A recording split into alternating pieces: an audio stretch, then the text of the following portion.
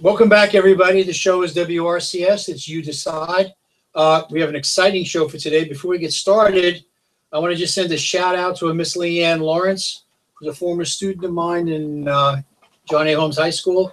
I had the privilege yesterday of attending her swearing-in ceremony, where she's been made a Deputy Assistant District Attorney for the federal government in Elizabeth City. So again, Leanne, great job. Congratulations to you and your family. Well, people, got an exciting show today. We're going to start out with a guest, Mr. Joseph Kyzer. He is the Communication Director for North Carolina for Americans for Prosperity, and he's here to talk a little bit about the show, about what they do, and how to get involved. Good morning, Joseph. Hey, thanks a lot for having me on, Bill. Good to be here. It's appreciate you giving us the time. Could you tell our listening audience exactly what is AFP? Americans for Prosperity is a nationwide grassroots advocacy group for limited government and economic and individual freedom and liberty. We're in 36 states. North Carolina was a flagship chapter and has been going strong since about 2007 here. And then, of course, we have a national headquarters just outside Washington, D.C. That works federal government and congressional issues. So here in North Carolina, we have field offices in Charlotte, High Point, Winston-Salem, Raleigh, Durham, Wilmington, and soon to be Fayetteville and Asheville, hopefully. And we also have one just outside Greenville already. So we're local, we're grassroots, we're all over North Carolina. And then I'm here in Raleigh in our headquarters where we primarily work state legislative issues. Sounds like you got a full agenda. What do you advocate? Well, primarily we're limited government, free market, fiscal responsibility. We want responsible spending on government priorities that meet the concerns of everyday citizens and the people. We're here every day fighting a lot of corporate and insider influence into government spending and the tax code and just the state's general approach to capitalism. Constantly, being under attack from whether it's special interests or whether it's bureaucrats who want to further burden taxpayers to grow government. Work here on the other side, standing up for taxpayers, standing up for entrepreneurs and businessmen, and advocating a free market level playing field for the economy to grow. Okay, so when you say you're an advocate, you're nonpartisan, or are you in fact partisan? That's right. Americans for Prosperity is nonpartisan. We don't take sides on either party or in elections usually. Sometimes we'll expressly advocate against the election of a candidate, such as Kay Hagan in 2014. AFP North Carolina expressly advocated for her defeat. But we are nonpartisan here in Raleigh, and frankly, I spend most of my day, pushing and pulling with the conservative majorities, which are the Republican Party, to get what we need. So it's not a left versus right thing here at AFP. We're an issues-based group that's always focused on governing outcomes and the results of public policy and how they impact people's lives, and not the horse race for president or U.S. Senate or local elections and things like that. We work on the actual policy issues. I say you're policy rather than candidate-driven, which is good for everyone to understand.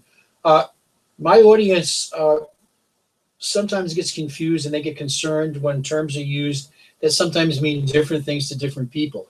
For example, when you say limited government, I think I know what you mean, but in many, many cases, some of my audience would say, well, wait a minute, if we limited government, we wouldn't be where we are now. We might not have passed the Civil Rights Act. We might not have done anti-Jim Crow laws, things like this. So when you say limited government, what exactly do you mean? Well, at Americans for Prosperity, we mean primarily economic, education, and healthcare issues, taxes and spending and budgets. We don't use that term here at AFP generally to refer to social issues, like you're saying, whether it's civil rights or immigration or other social issues that are commonly discussed, because we really focus on those four primary areas where we have energy, number one, very common that we work that issue of getting government off the grid, limited government in the energy sector.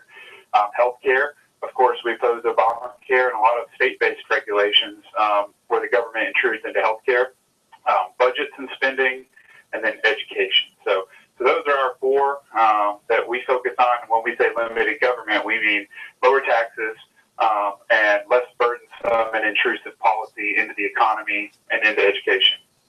All right, so again, for the audience, just so they understand, they're not deal with social issues, so to speak, or civil rights issues. They're dealing with economic issues that affect all of us, and hopefully they're doing things that will positively affect all of us in the long run. I'm sure you agree with me on that, Joseph. You spoke about something interesting about your involving in energy, and I happen to have a friend of mine who, when he heard you were going to be on the show, wrote me this to remind you how you work with him, Mr. John Draws. Yes, sir. He says you were working on a House bill with him. Could you tell my audience a little bit about it? We've been working hard all session to pass a bill that's going to freeze the state's renewable energy mandate. And what that is in 2007, Governor Mike Easley at the time and Democratic majorities in the state legislature decided they were going to require electricity utilities to buy energy from solar companies, wind energy companies, and companies that make fuel from poultry and swine waste in the agriculture sector. And so that is a policy that's raising everyone's electricity prices and adds a fee onto your monthly bill. We're the only state in the Southeast that has this policy. And it's really detrimental to the economy as a whole because residential consumers pay this fee, but industrial and commercial can pay a much higher fee. So it really stalls the economy when you start raising the price of what's the engine of our very lives, which is power.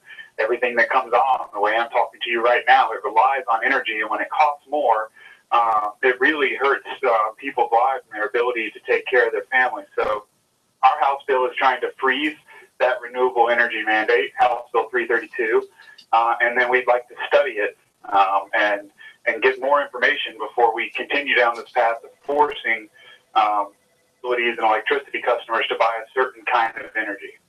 All right, so again, for the audience, so you understand, and this is something we talked about with Mr. Draws a while ago, what's happening is right now there's a law in place that when an alternative energy group makes whatever power they're producing, it forces the current utility companies to buy it, and then they charge extra for us, so they're paying more for that thing. So we, in fact, supporting it every month when we pay bills. So by doing this law, we can actually cut our bills to a certain extent. Am I doing right there, Joseph? That's right, and it's a law that expands the requirement over time. And so it just went up the requirement to about 12% this year of all electricity on the grid statewide must be provided by solar and wind farms. And if you think about it in terms of other industries, wouldn't it be great if the government would require other businesses to do business with yours, right? You can't lose in that scenario when the government is saying everyone has to buy a product from this company. And so when the renewable energy industry says this mandate is good for us, it creates jobs for us, it helps us, grow, well, we say, of course it has. The government has forced everyone to patron you because you had the political influence to get the mandate put in place. And so, of course, it raises your costs, but also, of course, it, quote unquote, creates jobs for these companies. Anyone would create jobs if the government forced everyone to buy their products. So that's the big issue up here, and John Draws has done a lot of great work on it, and I appreciate the opportunity to talk about it to your listeners because, like I said, when you're talking about the cost of energy, you're talking about the cost of everything. And that's true because, again, if companies are paying more for their energy, that's less money they can plow back into buying material or upgrading things or hiring more people. So it is affecting jobs. And it's also for the average homeowner, that's more money going out of your pocket. That just makes it harder and harder to pay your monthly bills and meet all the requirements. So it's a good thing that this is going on. I would recommend to all of you, if you like what you're hearing about this, contact your local representative in the legislature and tell them to support, I think it's House 332, correct? That's right. House Bill 332. Tell them to support that because, and I think what Joseph is saying, from our viewpoint, we're not against any kind of alternative energy. However, it's got to be able to be self-sustaining. If they can't afford to support themselves, then maybe they're not ready for it yet. And it shouldn't be coming out of everybody's pocket. Am I saying something wrong there, my friend? No, that's right, and that's really a key point in the debate is that if they're still not able to produce it without a government mandate or without a lot of the tax credits and tax exemptions that they receive, then we're skeptical about its ability to be self-sustaining long term. So it is something that definitely needs to change, and that the House has passed, and that we're waiting on the Senate to pass. So it's come a long way. We're going to keep pushing on it. Okay. And for those of you in the Northeast here that thinks, well, how does this affect me aside from money? If you're not aware, there's a battle going on in Chowan right now, and you Chowan County people should know that, about the windmills going in there, and Mr. Droz has been providing some information up there. And I know there's both sides are arguing out how they look, how effective they are. And I think when I did the research and presented this a few months ago, I mean, when they talk about creating jobs, they're talking once the farm isn't functioning in a wind farm, it's maybe 5 jobs. And some of those are going to be exterior, they're not going to be local. So you're not talking about a lot of jobs to begin with. And people are concerned about the looks, the environment, the effect on animals, et cetera, et cetera. So it's not an easy discussion. Anything you want to add on Chowan? There's an energy policy committee tomorrow morning at the General Assembly that I would recommend folks go to ncleg.net and listen to if they're interested in it. It's one of the first official hearings from state officials about the Desert Wind project, the wind farm, proposal. And I know John would get down on me for calling it a farm. But yeah, he's gotten on me too. We'll watch that closely and see what develops. But it's still in early stages, and our concern here is what we can affect from government policy. Like you said, we don't necessarily have an issue with wind and solar energy at all. We have an issue with the government tilting the market in favor of a few to help them make money. It's really that simple. They're really making a lot more money than energy. Okay. And I agree with you on that. Now, for our listeners, again, this is just an example how this limited government thing has nothing to do with social issues. It's everything to do with economic issues. And on that same front, one of the things you said earlier is that your group is also involved in educating. I assume that's the public. And how do you do that? Well, a big way we do that is when the budget has been here debated in Raleigh now for months. Everyone knows there's been a stalemate, and there was a compromise released yesterday. Well, all summer, our field teams in those regions that I mentioned have been going door to door and making phone calls, raising awareness about the Senate's proposal to cut business and income taxes. And I'm happy to remind everyone that according to the budget deal released yesterday, there's going to be over $2 billion in income and corporate tax cuts coming out of this budget over the next 5 years. The income tax is going to be cut from 5.75 to 5.49. So really simply how we raised awareness about that was door-to-door and phone call with a short survey asking people if they're aware of the tax cut, and if they're not, filling them in on it, and if they are, finding out how they feel about it. That's one really important thing that we do is educating folks about. We have to pick the number one most important issue we think is going on and try to really raise awareness about that. And this summer it was a proposal from the state Senate to cut taxes again, and they were successful with that as long as the budget passes this week. So that's the big way that we do it is we find that issue and we use our field teams to make phone calls and door knocking, really almost statewide now. Yep. You also offer actual classes in economics and things like that. Is that true? We do. We have also programs through our foundation. It's called Americans for Prosperity Foundation. It's a different tax status because it's focused on education and awareness. We have what's called the Grassroots Leadership Academy, which train citizen activists to go out in their community and organize and really make a difference on the issues and on a cause. Because sometimes, it's just a knowledge gap there of how to fight power, for lack of a better expression. We also offer bridge classes, which bring folks in to talk about all kinds of things about personal well-being and and how freedom affects your life, and things like budgeting and healthy eating, happy families, and how to eat dinner on a dime, those kinds of classes. So we're really a big organization now that's expanding into those types of education programs that I really recommend folks get involved with, especially down at our field offices in eastern North Carolina and Wilmington and outside Greenville. To be full disclosure to the audience, I am a fully trained grassroots activist. If you could see me on the TV portion of this, you'd actually see me wearing my blue shirt with the certified activist in the corner. So I have to be honest with you, I've taken the training. The training is excellent. And hopefully I'm going to put it to good use. Now, for the people in Northeast North Carolina who are interested in what you're talking about, how do they get involved? The best way to get involved with AFP in Northeastern North Carolina, of course, we have field directors in each of these regions.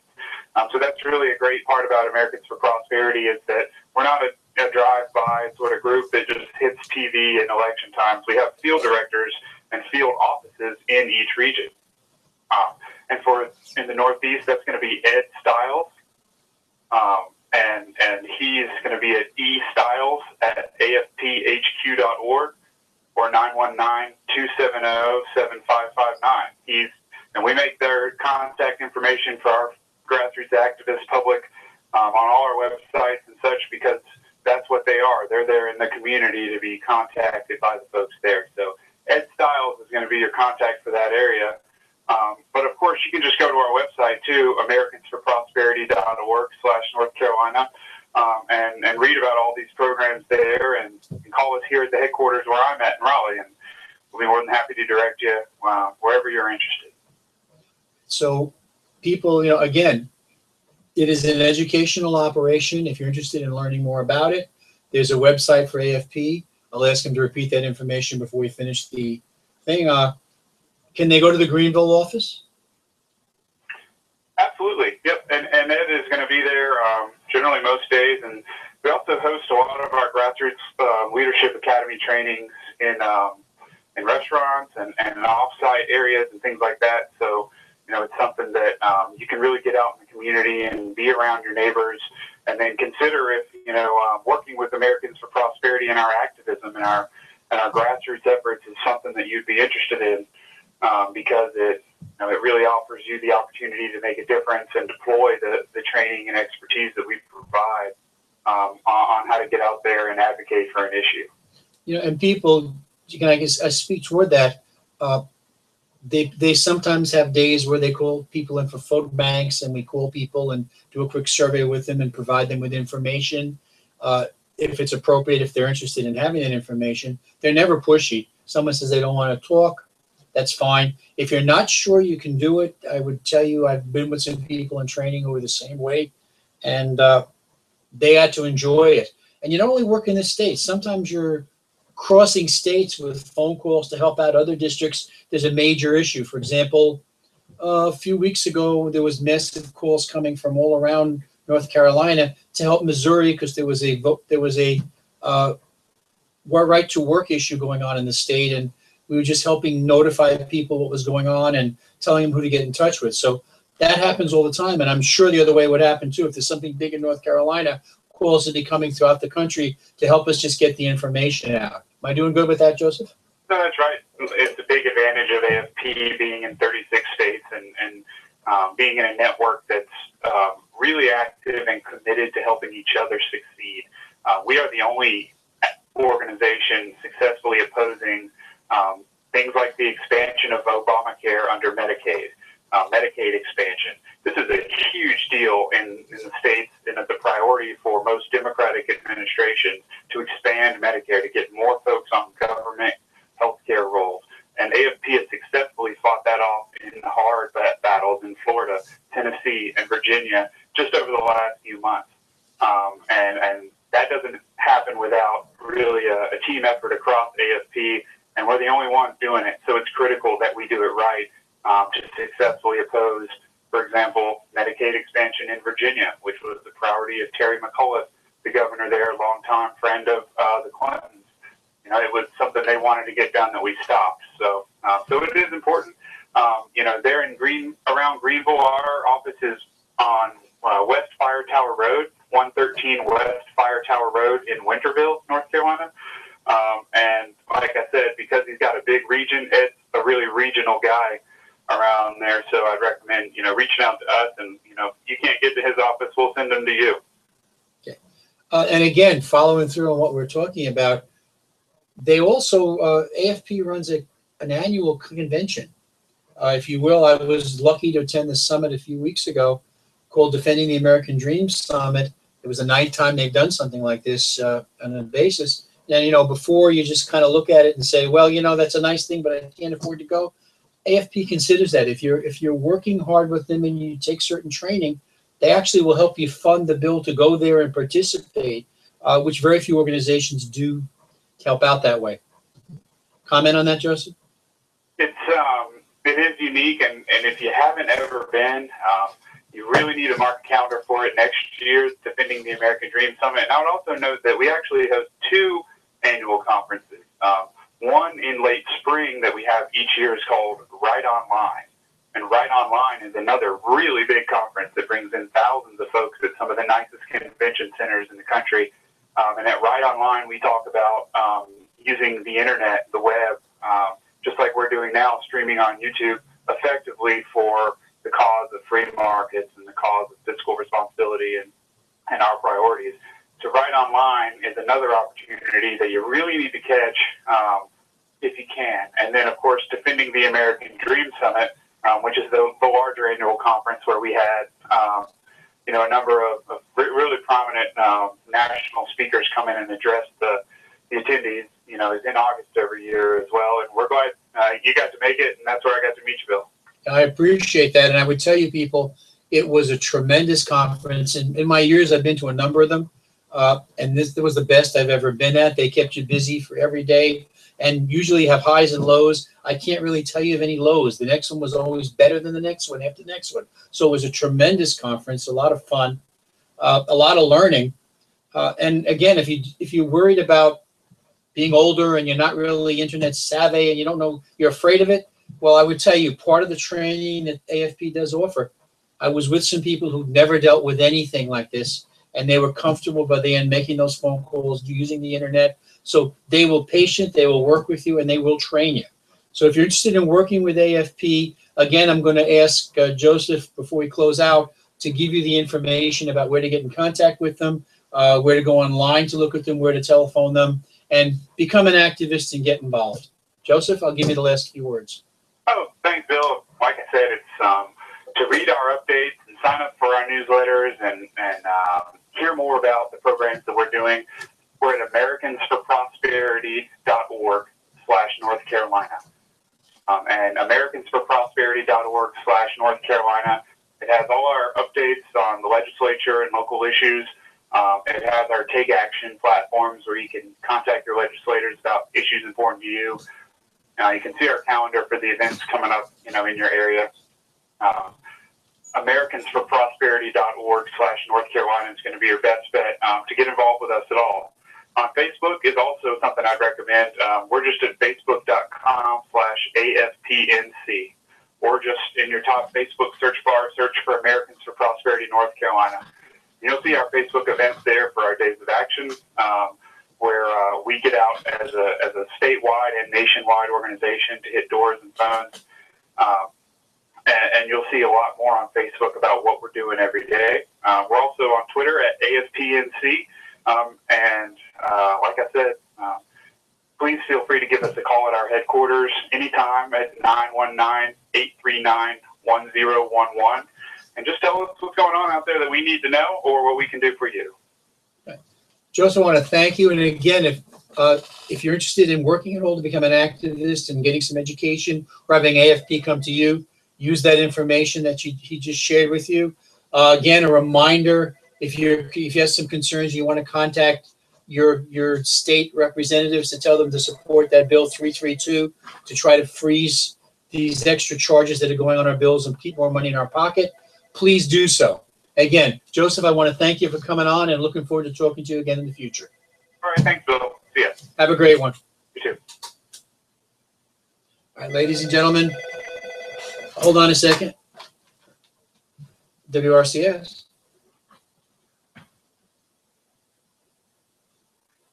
Albert's not in today.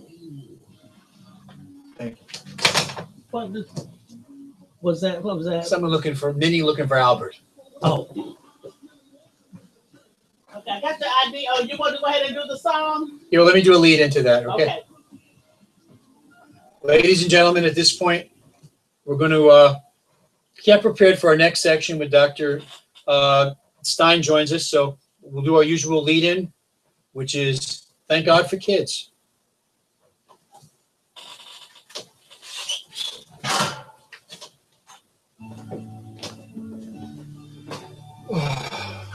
Now all she's got to do is call me and we're in good shape. Otherwise, it's dance time. I haven't got my tap shoes on, so we're in trouble.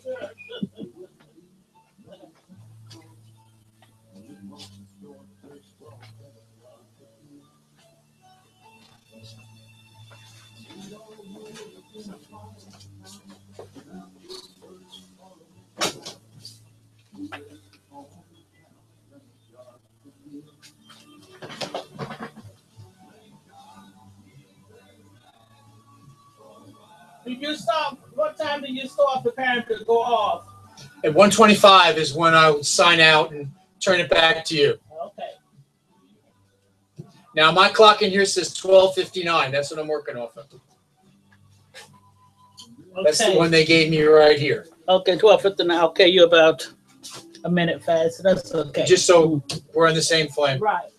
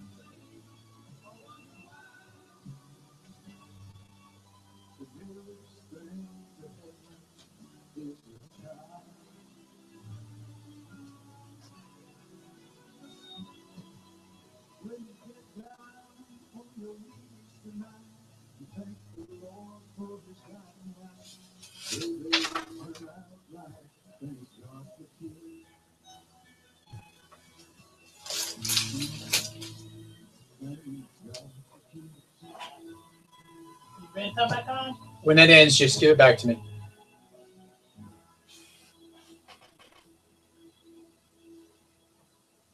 Go ahead. Hello, everyone. This is Bill Moore again. The show is You Decide, WRCS 970 AM Ahoskie. We're waiting for Dr. Stein to call in with our segment on parenting, and I believe her topic this session will be strengthening the bond. In the meantime, I'd like to talk to you a little bit about what's going on in our world. I think the topic that's probably the most concern we have is the refugee problem going on in the world coming out of the Middle East. There's been a lot of talk about the United States taking in a lot of these people. Let's see if that's Dr. Stein. Hello, this is Bill Moore. Hi, Bill. This is Rose Stein. How are you? I am fine, and we just went on the air, so your timing is as always perfect. Welcome, Dr. Stein. Nice to be here. Okay, I was just telling the audience that the topic you want to talk today is about strengthening the bond. That's right. And specifically, I wanted to talk about strengthening the family-child bond. And we all know that the real center of that bond is the maternal-child bond. And so I wanted to talk about that because I had a little boy whose situation was a little bit disturbing that I wanted to share with the audience and ponder on that and look at your families and your situations and make sure that we're envisioning you're envisioning your children's futures as you're moving forward with being a fantastic parent. Okay, the floor is yours. Well, thank you. So, as I do a lot of times, I sort of start with a story because it illustrates the concerns and as parents what we can be doing better. And yesterday I had a little boy that I've been seeing since he was born come into my office, and the mom, when she had him, was pretty young. She was probably around 20. She had been raised by her mom as well, and so this is the second generation of single moms, and they were given the extraordinary gift of this boy, and the boy is now 9 years old, and the mom made an appointment with me because the boy is struggling at school. He's been struggling for a while. He's hyperactive. He moves around a lot. He is past the fourth grade, but is really essentially doing third grade work. And we could talk about that all day, about passing a child to fourth grade, even though he's going to be doing third grade work, and what does that really serve? But here he is. He's a sole male within a mom and a grandma who are struggling with him. And the young boy is on a stimulant. In other words, he's been diagnosed with ADHD. And so I'm having a conversation with mom, and this is my second or third meeting with her. And I asked her, how is he doing? And the first words out of her mouth, well, I haven't heard anything yet from his teacher. And obviously, as a pediatrician and somebody who loves kids, she prickled me a little bit with that yet. And I thought I read a little bit in the tone that she said it in, and let her go on. And there's another little sort of disparaging remark towards this young boy. And he kind of looked around and started fidgeting a little bit. And I told the mom, Mom, I want you to think about your attitude as you going forward, because attitude will determine where he's going to go. And it's very important that you look at yourself and your attitude as something that's positive and something that's surrounding your boy with the idea of where he can go in life, and limiting what he's able to do by certain words will affect him. And we talked quite a bit. She has a different idea of what her boy needs. She's focused on that he needs to be able to sit still and pay attention after school, a lot better than he's doing, getting through homework. And many of you parents will recognize and associate with us, but getting through homework sometimes takes 1.5 to 2 hours, and it makes no sense. And we could dedicate another radio program to why it's taking so long. But needless to go into all of that, so it's taking a very long time. And what she really was looking for was some medication so that he can get through his homework so they wouldn't have to struggle as much. And that overall, he was not behaving too poorly. She could say a couple of incidents where he was not behaving well, but that the struggle with the homework was getting in the way of her having a peaceful situation with him. So we talked about this back and forth, and we talked about what excessive medications that will do, especially on a daily basis, to a young body and a young brain, and really balancing out the positives and the negatives, and whether we really wanted to go up on medications and wanted to use a second medication. And so I saw myself getting stuck sort of in a rut. And instead of discussing how to empower mom, we were discussing how to detail medications. So I tried to break free of that and say, well, what can I do to help you? And that's where I received the very frustrating comment back. And she said, why does it always have to focus on me? Why do I have to want to fix myself? Why can't he just be able to fix this? And why can't you just give me something that's going to fix this problem? And I realized with that comment and the several other situations that we had, that the maternal child bond and the bond that we have as families all together, dads being supportive of moms and being there to help raise their kids, and of moms being the absolutely best advocates for their children, and having this relationship that nothing else in life should be able to substitute, has been frayed, not only in this mom, but it's been frayed in our society in many ways. And I thought to myself, my gosh, if I can't make her understand that this boy's best hope for a future is in her, and of course there are other people that can pick up this baton and can help him to achieve what God has meant for him to do. There could be somebody else, but certainly his best chance is through his mom. And if I couldn't get that message through to her, I found myself in a place where I was thinking about other moms. If I can't get through to my mom and the lady who has been visiting our clinic for the past 9 years, am I able to get through to other moms? Are we able to strengthen this bond? Are we able to truly make the difference in our children so that in 15 to 20 years we have better society through our children? And so that was the story that I wanted to share, and I wanted for the audience to ponder on, to think about our jobs as parents, as moms and dads, through the filter of my child becoming the person that he or she is meant to be, not by us, but by the child by the person who created that child. And the outcome really is in 15, 20, 25 plus years. No, I agree with you. And, someone wise men said many, many years ago, parenting is probably the toughest job in the world and the one we're least prepared and trained to do.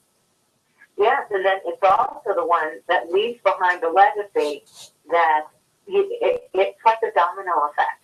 Once you put a person in the world, that person changes the world in a way that you can never enumerate that. You can never quantify it. You might be able to help one person, and that starts a change of events.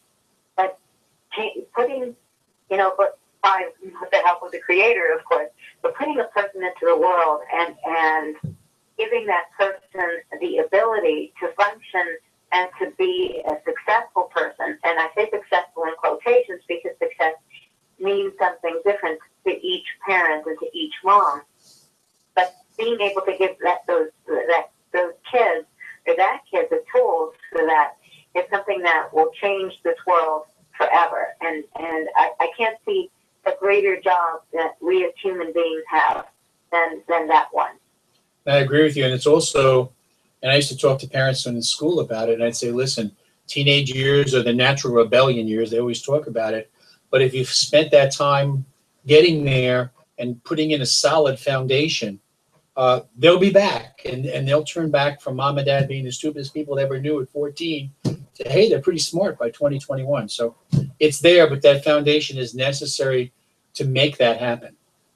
Yes, and remember, teenage years are times when what was a child is transforming into an adult.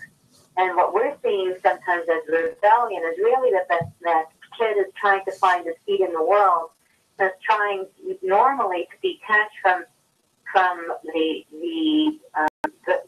umbilical cord from mom and dad so that they can be able to do what they need to do within the context. And that's why the years before you get to those teenage years, it's so important to already put, those good messages, those good lessons, and all of the work, so that when the kid is trying to find where, I remember there was a famous song that says, my place in this world. That the child has to find where his or her place in this world is. And those years between 13 and 18 are really those years to try to figure out where do I belong in this world. Yes, I'm your child, but I'm meant to be so much more. But it's our job to make sure that between 0 and 12 and 13, and there's a reason that in the Jewish religion, that when you become 13, you have a bat or bar mitzvah, because that is when you really start your detachment into, the world of adulthood. Well, and putting that into the world of animals and birds, for example, as a teenager, equated to a bird starting to learn to fly and leave the nest for a little bit and come back until eventually they can go off on their own. And that's pretty much what the teenage years do. Yes, exactly. And so once again, it's very important that we use that time where the child is very much under the nest of the parents to be able to teach them, to guide them, to get that feedback. But if we don't do that early, if we don't nurture that relationship, strengthen that relationship, but show actively in a position of leadership and guidance, that child is really going to struggle when they're 13. And that's what I really wanted to get to, is that bond has to be strengthened. We have to be looking at our child through the eyes of, what that child is meant to be. And one very important part, and I have to admit that I didn't do this with this mom this time, I did it last time, but I have the habit of praying with my parents especially when I see that they're struggling so much. I could see tears in this mom's eyes. You could see she was struggling, having a very hard time of it. I certainly don't want to portray her as a bad person. She has her own struggles. But I usually pray with them because overall, there's, it's God who's really put this child into this world, and He's given the child to us, and we're the stewards over his or her life for a short amount of time, but hopefully, will come back to us in the form of friends and in the form of friends who give us grandchildren like you will. But it's a beautiful cycle. But if we don't take care of it at the beginning, we shouldn't really be surprised. When we're older and we might be alone. But the most important thing of all that is not ourselves, not just being alone, but also that we haven't done what we should have been set out to do, which was through our children to hopefully make the world a little bit of a better place. If we don't focus on making sure that bond is started off the right way. All right, now, let's take this in two parts. Part one, I'm a parent, a fairly young child. How do I increase those bonds? So that's the part that I was alluding to, is that I think the most important thing, or one of the most important elements of that, is to make sure that you're praying, because you may think that you know the future of your child, but we probably don't. We're only human beings, and we love our children in a very human way. And so that is a very important element to help us to understand, where this child is supposed to go, how I'm supposed to best mother or father him. That is very important. The other one is to think, to look at that child in the sense of, I'm not there to do everything for my child. I'm there to teach, to guide, and to help to grow. And that's a very important aspect. And I don't think that we're doing that enough. But the third one is to make sure, and I don't like to phrase anything in the way of a negative, but make sure that we're not enabling our children, that we're actually guiding and helping our children, that we step back when we see our child struggle, that we're one to take many times a step just a little bit back, let the child know we're here for you, but the struggle is not necessarily a bad process.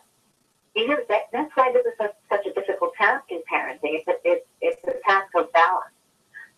But without prayer and without looking for the guidance of He who gave the child to you, I don't see how you can do it. I have some parents who are atheists. I look at them and I say to myself, I don't say it to them, but I say, God bless you. You're such great parents. But I don't see how you do it from day to day without being able to look at God's guidance to raise your child. There's an old saying in the military, there are no atheists in combat in the foxhole next to you. So. That's right. And in those moments, I have to wonder, as my parents who perhaps, have said that they don't believe in God, how in those moments where the child is truly struggling, what do you rely on yourself and and you're how smart you are, that you've seen and experienced. I wonder if that's the moment where that the atheism breaks down, and you say, "Oh God, help my kid."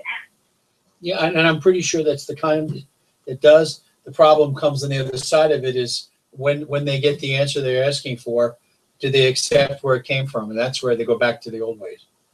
That's right. And I just wanted to leave the parents with that story, and obviously I'm not looking for people to judge that mom.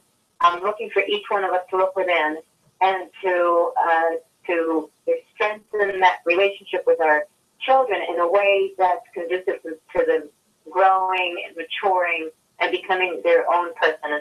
And one of the very sweet moments is this little boy plays basketball like he can't believe. But he says he doesn't like playing basketball. He'd rather play football, and Mom won't let him play football. And so I said to him, as he's in this very difficult environment, I said, "Young man, I need you to play basketball like there's no tomorrow. I need you to play basketball so that you prove to everybody else and to yourself that you are worthwhile, that you can work hard, and that you have learning skills. Because in all of this, you need to feel good about what you can accomplish. And I want you to have that confidence in your abilities that you are working on, because that will remind you that you can do this. And that's the one thing that you're going to go back every time that you think about, I can't do this, you're going to think back, you can play basketball. You're the best guy on the team, and therefore I can do all other things as well, as long as I work hard. And perhaps all other things. It's a little bit of an exaggeration. But he smiled at me and he said, "Yes, doctor."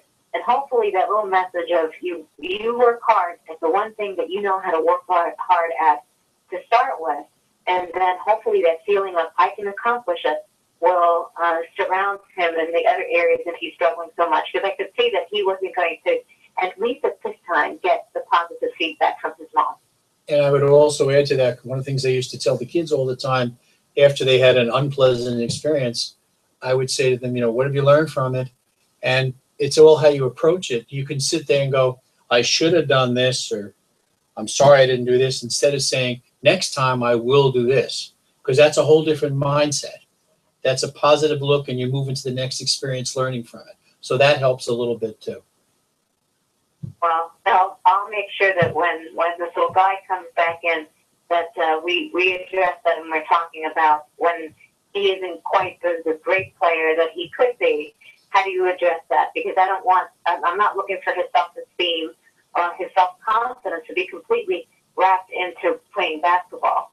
I just was looking for a little light inside of him for him to know that he is capable of doing things well. But I think that's a really good point, though. Now, finally, as we're starting to get tight on time, to the parent that may not have done this to this point, it's not too late, obviously.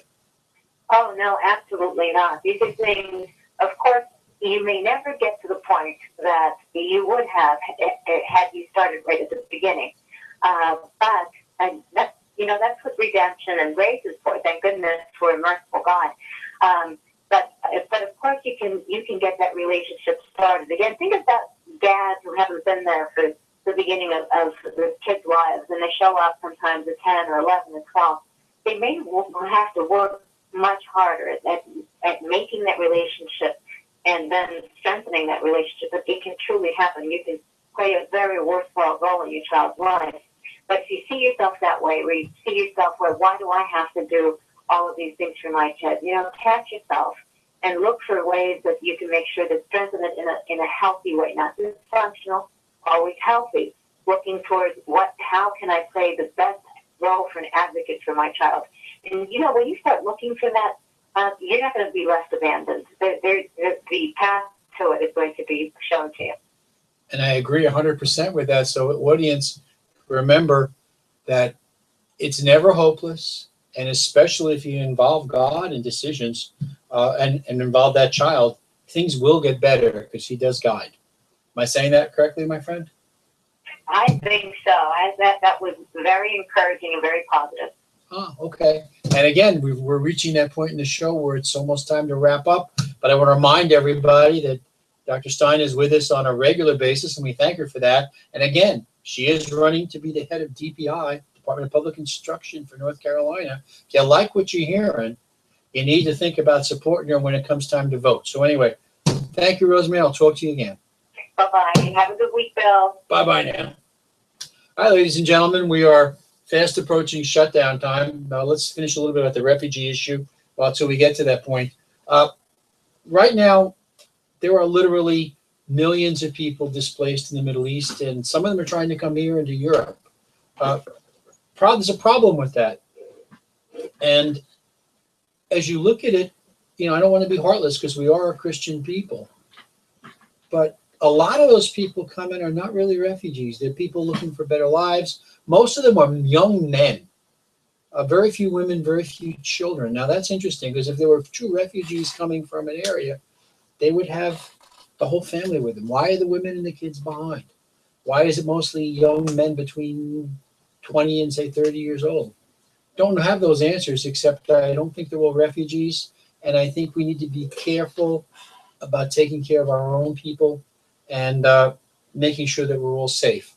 With that, I think we've reached that point in our time where it's, believe it or not, time to say good night or good afternoon. And I thank you for listening, and I thank our two guests for coming on board WRCS. And again, the show is You Decide. My name is Bill Moore. We will close as we always close with Mr. Ray Charles singing America.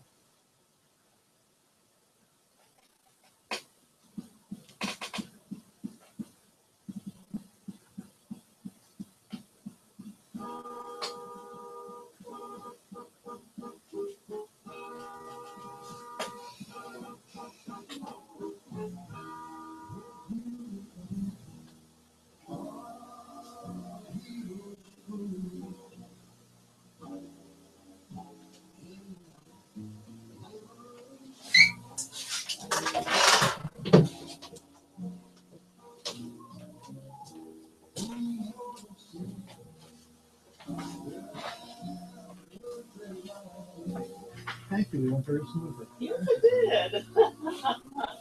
Thanks for you got it. Well, thanks, Albert, for keeping us both straight.